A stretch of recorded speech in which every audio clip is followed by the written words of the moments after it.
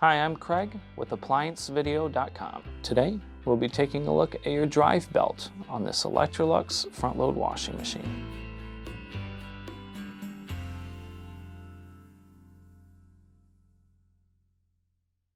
Stop. Before beginning any repair, always be sure to disconnect the power to the appliance.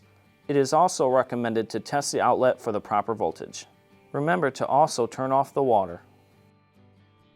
A faulty drive belt would often result in the unit not spinning at all. It could throw multiple error codes related to motor problems, motor speed, or RPM.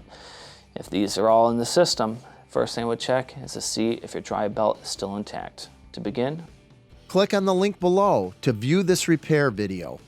ApplianceVideo.com guides you step by step, giving you the confidence to avoid recalls and callbacks, also saving time on repairs.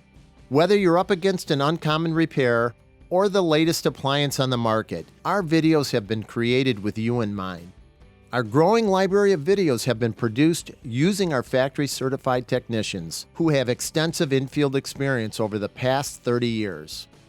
ApplianceVideo.com provides high-quality repair videos that anyone can follow, regardless of their skill level. We are here to help. Click on the link below to view this repair video and let us help you do it right the first time.